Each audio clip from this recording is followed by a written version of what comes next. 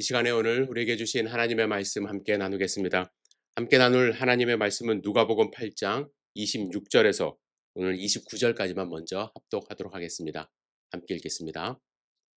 그들이 갈릴리 맞은편 거라사인의 땅에 이르러 예수께서 육지에 내리심에 그 도시 사람으로서 귀신 들린 자 하나가 예수를 만나니 그 사람은 오래 옷을 입지 아니하며 집에 거하지도 아니하고 무덤 사이에 거하는 자라.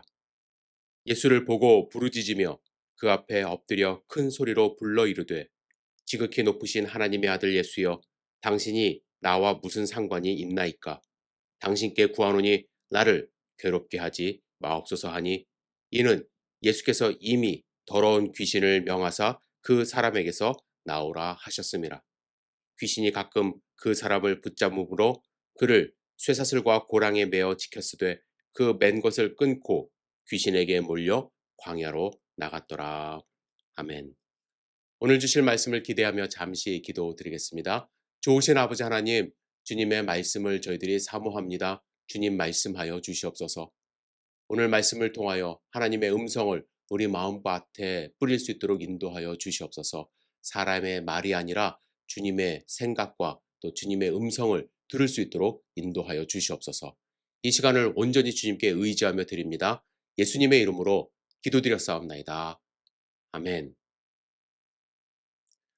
오늘 본문에 보시면 어느 날 예수님이 제자들과 함께 배를 타시고 갈릴리 호수 건너편 거라사인의 땅에 도착하게 됩니다. 거라사인의 땅은 마태복음에는 가다라 지방이라고 이제 쓰여져 있습니다. 그래서 유대인들이 불렀던 지명과 헬라인들이 부르던 지명이 서로 다른 도시로 생각이 되어집니다. 그리고 그 땅은 유대인들이 살던 땅이 아니라 이방인들이 주로 살았던 땅인데, 왜냐하면 여러분, 유대인들이 가장 혐오하는 가축 중에 하나가 이제 돼지인데, 만약에 유대인들이 주로 살았다면 2,000마리나 되는 돼지를 사육할 리가 없었기 때문에 그렇습니다. 돼지를 이렇게 많이 사육했다라는 것은 이곳에 이방 신전이 있었다라는 것인데요. 여러분, 같은 갈릴리 호수를 끼고 있는 마을이었지만 갈릴리 북쪽은 유대인들이 이 당시에 주로 많이 살았고, 서쪽과 동쪽에는 이방인들이 거주했던 것으로 우리는 알 수가 있습니다. 이렇게 예수님이 이방인들이 살고 있는 거라사인의 마을에 도착했을 때 귀신 들린 자 하나를 만나게 됩니다. 오늘 본문에 보시면 이 사람에 대하여 오래 옷을 입지 아니하며 집에 거하지도 아니하고 무덤 사이에 거하는 자였다 말씀합니다. 그렇다면 예수님은요, 사람들이 주로 살던 마을, 도시로 가지 않으시고 배에서 내리자마자 이 무덤이 있는 곳으로 예수님이 가신 것입니다. 일부러 이 사람을 만나러 가신 것이죠. 그리고 예수님은 이 사람을 보시고 귀신을 명하여 사람에게서 나으라고 명령하셨습니다. 그러자 귀신 들린 자가 큰 소리로 엎드려 말하는 것이죠. 지극히 높으신 하나님의 아들 예수여, 당신이 나와 무슨 상관이 있나이까? 당신께 구하노니 나를 괴롭게 하지 마옵소서. 귀신은 예수님을 알아보고 자기를 괴롭게 하지 말라고 애원합니다. 예수님은 그의 이름을 묻습니다. 그러자 그는 군대라고 대답을 하죠. 군대라고 말한 이유는 한 귀신이 들어간 것이 아니라 많은 귀신이 들어 있었기 때문이라고 우리는 추측할 수 있습니다. 오늘 본문을 읽으시면서 어떤 분들은 무슨 귀신이냐, 다 심리적인 작용이지 라고 이제 생각하시는 분들도 있을 것입니다. 그러나 여러분, 귀신은 분명히 존재합니다. 그런데 어떤 경우는요, 귀신이 아닌데 귀신으로 몰아세우며 귀신 들린 사람 취급하는 경우가 과거에 너무나도 많았습니다. 따라서 조심스럽게 판단할 필요가 있습니다. 특히 과거에는요, 우울증으로 고생하시는 분들, 또 정신 발달 장애를 가지신 분들, 또 장애우들에 대하여 그 원인을 구체적으로 알 수가 없었기 때문에 교회에서 막 귀신 들렸다고 이제 몰아세우며 축사하는 경우도 많이 있었습니다. 하지만 여러분, 과학이 발달하면서 그 원인이 귀신이 아니라 장애를 가진 경우 또 호르몬의 영향인 경우가 많다는 것을 알기 시작합니다. 그리고 뇌파에 이상이 생겼을 경우에 좀 정상적인 생활을 할 수 없다라는 것을 우리가 많이 발견을 합니다. 그래서 귀신과 상관없는 경우가 많아요. 그래서 무조건 귀신 들렸다고 몰아세우는 것 정말 위험한 행동입니다. 반대로 "귀신은 절대로 없어."라는 것도 위험한 신앙인의 자세입니다. 왜냐하면 오늘 본문의 경우는 실제 했었던 귀신입니다.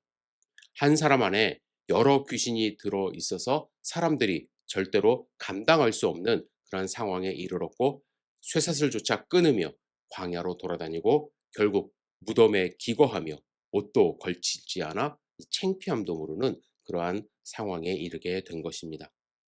그러나 아무리 이렇게 힘이 있고 여럿이 모여 있는 군대 귀신이라 할지라도 예수님 앞에서는 어떤 힘도 쓸 수 없음을 그는 알고 있었습니다. 그래서 31절에 보면 귀신은 자기를 무적행으로 보내지 말아 달라고 요청을 합니다. 그리고 산 기슭에 있었던 돼지들에게 들어가기를 간구할 때 예수님이 허락해요.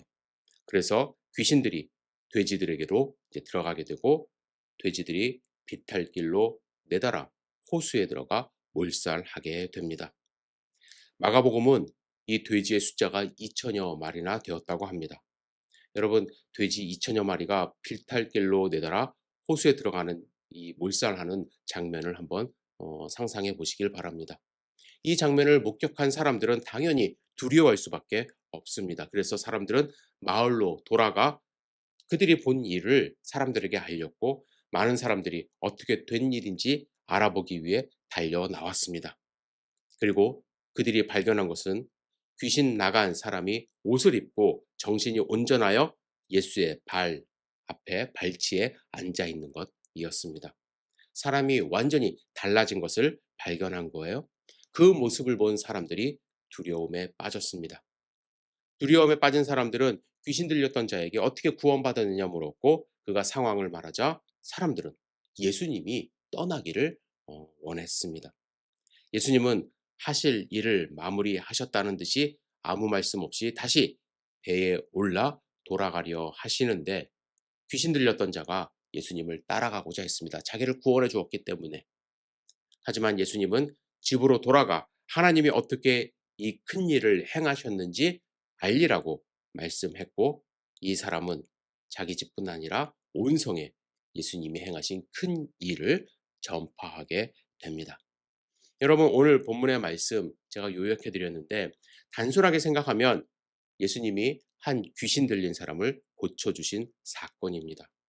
하지만 여러분 이 사건은요 다른 여러 예수님의 병고침의 사건들보다 예수님의 특별한 의도가 담겨 있는 사건이라고 생각을 합니다.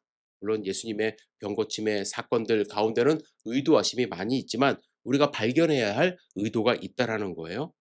왜냐하면 예수님은요 굳이 이곳까지 배 타고 갈 필요가 없었습니다. 가는 장면을 여러분들 8장 앞부분 읽어보시면 제자들이 많이 고생을 하거든요. 바람이 거세게 불어서요. 그리고 갈릴리 지방에서 예수님이 할 일이 너무나도 많이 있었어요. 그런데 예수님은 굳이 시간을 내서 어렵게 이곳까지 간 뒤에 귀신 들린 자 한 사람을 회복시켜 주시고 다시 배를 타고 갈릴리로 돌아오셨습니다. 여기에는 분명한 예수님의 의도가 있다고 저는 생각을 하는데 첫 번째 생각해야 할 것은 무엇이냐면 예수님은요 한 생명을 천하보다 귀하게 여긴다는 것을 알려주시기 위하여 이곳에 굳이 가신 거예요. 어떤 분들은 이 본문을 읽으며 엉뚱한 생각을 하십니다. 왜 예수님이 2천 마리나 되는 돼지를 몰살케 하셨는가? 그죠? 사람의 초점을 맞추지 않고 돼지의 초점을 맞춰서 의문을 가져요. 아마 예수님이 유대인이기 때문에 율법에 어긋난 이 돼지를 싫어하셔서 어 귀신들을 그냥 무적행에 가둬두면 되는데 2천 마리나 되는 돼지를 어 죽게 하셨다. 죽이셨다. 이렇게 그냥 생각을 합니다. 그렇게 생각하시는 분들이 의외로 많아요. 하지만 여러분 예수님이 무정에게 던지지 말라는 그 귀신의 요구를 들어준 것은 그들을 돼지보다 더 불쌍히 여기셨기 때문이 아니에요. 여러분 성경에 보시면 하나님이 그들을 심판하기로 정하신 때가 아직 이르지 않았음을 우리는 알 수가 있습니다. 하나님은 이러한 귀신을 심판하기 위해 정하신 때가 있기 때문에 예수님은 지금 당장 그들을 무저갱에 들어가라고 명하지 않으신 거예요. 그리고 돼지를 그냥 단순하게 싫어했기 때문이 아니라 만일 그 귀신을 사람에게서 나오게 한 뒤 가만두면은 어떠한 일이 벌어지냐면 그 귀신들은 우는 사자같이 두루 다니며 삼킬 사람들을 또 분명히 찾아다니기 때문이라는 것을 예수님이 아셨기 때문입니다. 물론 돼지 2천 마리의 몰살, 한 동네의 경제에 큰 타격을 줄 수 있습니다.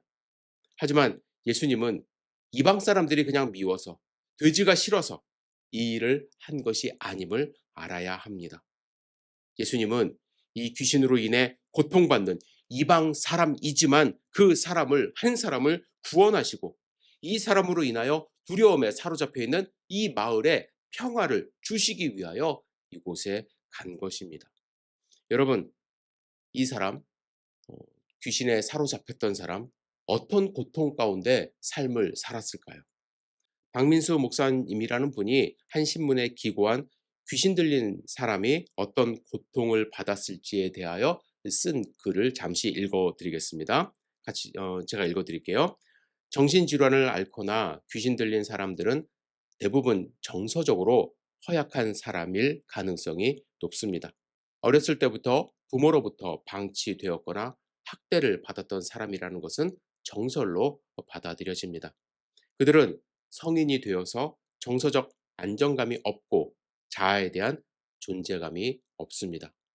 그들은 스스로를 세상 속에서 버림받은 존재로 인식합니다. 미래에 대한 기대나 소망이 없으며 현실에서도 안정감 있게 살아가지 못합니다.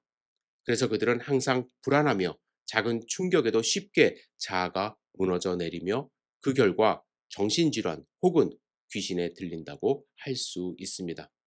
그래서 그들에게 필요한 것은 그들의 인생이 살만한 가치가 있다는 생각, 스스로 자신을 존귀하게 여기는 생각, 즉 자아 존중감이라 할 수 있습니다. 이렇게 글을 썼어요. 여러분, 이 귀신 들렸던 사람의 과거가 어떠했는지 성경에 나오지는 않아요. 하지만 우리는 그의 삶이 결코 평탄한 삶을 살지 못했었음을 짐작할 수 있습니다. 스스로 지탱하는 그러한 능력이 없는 상황 속에서 자기 자신을 귀신에게 내어주게 되고 여러 귀신이 들어 살도록 자신을 포기한 삶을 살고 있었던 것입니다. 이 사람에 대한 소문은 이미 갈릴리 여러 고을에 퍼졌을 것입니다. 그곳에 가면 엄청난 귀신 들린 사람이 있는데 옷도 입지 않고 무덤에서 산대 쇠사슬조차도 끊고 돌아다닌대 사람들은 그를 무서워 피했습니다. 하지만 예수님은 그를 찾아가셨습니다. 비록 그 귀신들로 인하여 수많은 돼지들이 몰살당하게 되지만 예수님은 한 사람을 구원하기 위하여 그를 불쌍히 여겨 그를 살리기 위하여 하신 일입니다. 그 귀신들이 그 지방을 돌아다니지 못하도록 하기 위하여 돼지들을 희생시키셨습니다. 본문을 통하여 예수님이 분명한 사실을 알려주십니다. 한 생명이 천하보다 귀하다는 것입니다. 예수님은 그 한 생명을 구하기 위해 그곳에 가신 것입니다. 예수님은 여러분 한 명 한 명의 생명을 귀하게 여긴다는 것을 분명히 알아야 할 것입니다. 두 번째로 예수님이 거라사 지방에 가셔서 귀신 들린 자를 고치신 이유는 귀신 들린 자뿐만 아니라 이 세상 모두는 예수님의 치료가 필요하다는 것을 알려주시기 위함입니다. 여러분, 군대 귀신에 사로잡힌 사람은 모든 사람의 두려움의 대상이 되었습니다. 사람들은 그를 사로잡아 쇠사슬에 묶어 놓기도 했습니다. 그는 그것을 해치고서 벌거벗은 채 무덤 사이에서 지냈다고 말씀하시죠. 그는 귀신 들려 미친 사람으로 살아갔습니다. 이 사람 분명히 치료가 필요한 사람입니다. 그런데 오늘 본문에서는요, 귀신 들리지 않은 사람들도 치료가 필요한 존재임을 우리는 발견하게 됩니다. 어떤 목사님은 오늘 본문의 말씀을 설교하면서 이렇게 강조했습니다. 제가 읽어 드릴게요. 그들은 자기들 나름으로 광인에 대처하는 방식이 있었습니다. 광인을 쇠사슬로 묶거나 마을 밖으로 축출함으로써 자신들의 체계를 지켜낼 수 있었습니다. 미친 사람은 마을 사람들의 자녀들에게 좋은 훈계거리가 되기도 했을 것입니다.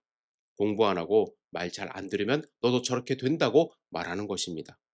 거라사 사람에게는 광인은 한편으로는 불편한 존재였지만 다른 한편으로는 유익한 존재였습니다.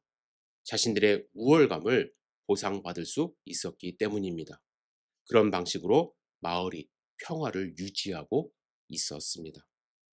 물론 목사님의 상상력이 동원된 글이기도 하지만 저는 일면 이러한 지적에 일리가 있다고 생각합니다. 그런데 이렇게 귀신 들렸던 자가 회복된 것입니다. 본문에 보시면 사람들은 두려워했다고 말합니다. 예수님이 1차적으로 두려웠을 것입니다. 동시에 그들이 두려웠던 것은 무엇이냐면 마음 한구석에서 두려웠던 것은 그들이 오랫동안 구축해 놓은 마을 질서가 흔들릴 것에 대한 걱정을 한 것입니다. 여러분 잘 생각해 보세요. 사람들은요, 상대적으로 우월감을 느끼며 살아가기를 좋아합니다. 나는 귀신 들리지 않았어. 나는 저렇게 사는 사람보다 훨씬 나은 삶을 살고 있지. 나의 삶은 괜찮은 거야. 바리새인들도 기도하면서 옆에 있는 세리와 비교하죠. 저 세리와 같지 않음을 감사하나이다. 이렇게 기도해요. 여러분, 그들은요, 돼지를 키우며 우상 숭배에 열심인 삶을 살았습니다.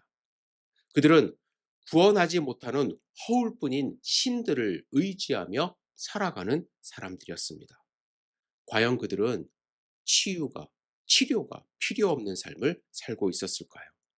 만약에 그들이 그토록 귀신 들린 사람이 무서웠고 그가 빨리 낫기를 원했다면 귀신을 쫓아주신 예수님을 찬양하고 예수님을 따라가는 삶을 살아야 하지 않았을까요? 그러나 그들은 정반대의 말을 합니다. 예수님이 떠나기를 원했어요.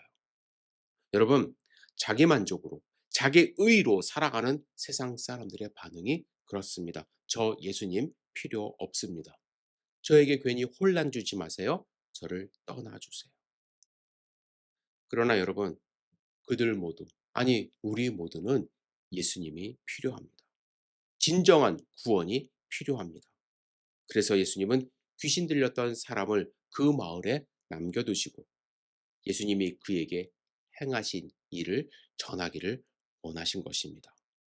우리도 예수님이 필요합니다. 예수님은 귀신에게 사로잡혀 하나님이 허락하신 평화로운 삶을 살지 못했던 그 귀신 들렸던 사람에게만 필요한 것이 아니라 상대적으로 만족을 누리며 느끼며 이 정도면 괜찮은 삶이지라며 착각하는 우리와 같은 사람들에게도 구원과 회복이 필요하기 때문에 이 땅 가운데 오신 거예요. 여러분, 우리 모두에게 예수님이 필요하다는 사실을 알고 있습니까? 8장 우리가 누가복음 8장을 함께 나누는데요. 8장 하반부에 보시면 12년간 사람들과 격리되어 힘든 삶을 살고 있던 한 여인이 등장합니다. 이 여인은 12년간 혈류증이라는 질병을 앓고 있었습니다. 이 질병의 원인, 이 당시에는 당연히 알 수가 없었습니다.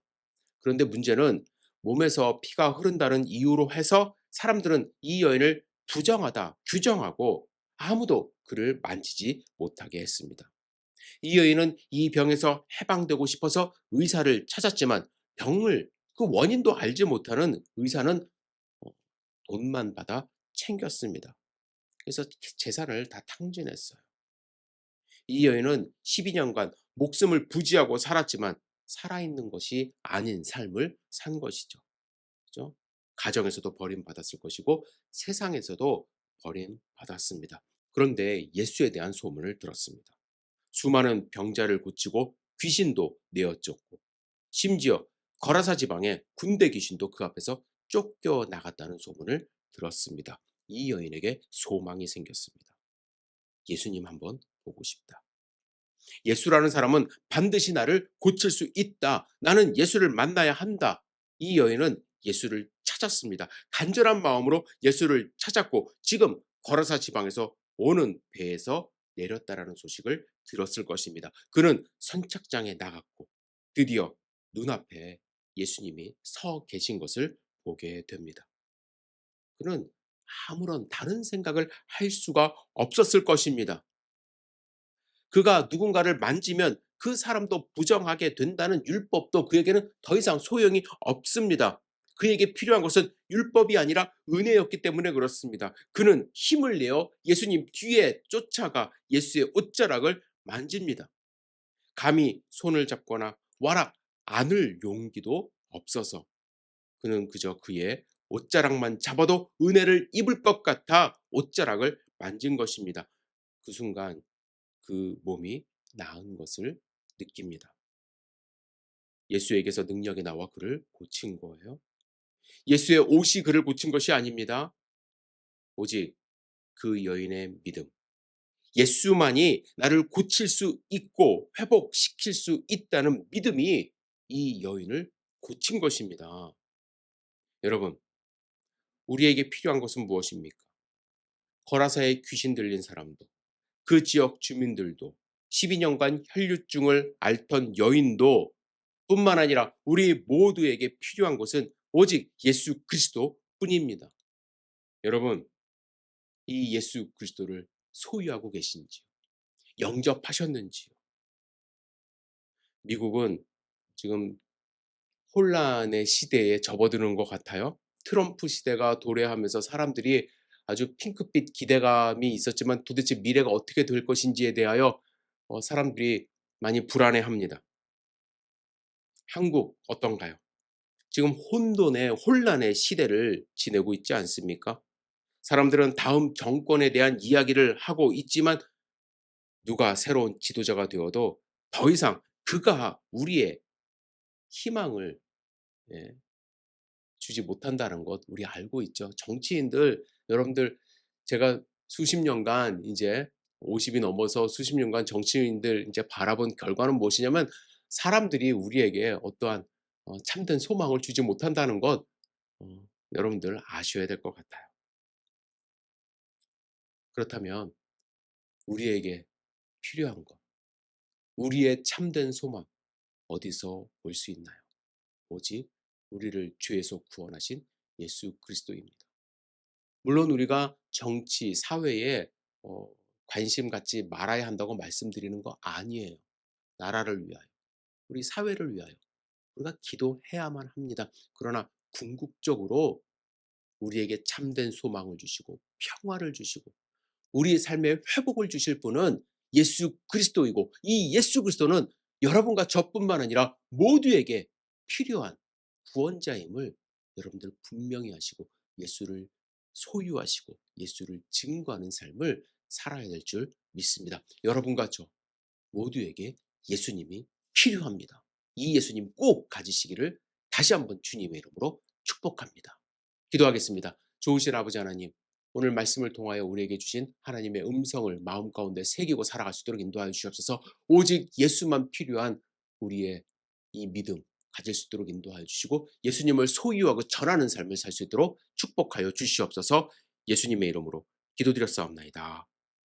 아멘.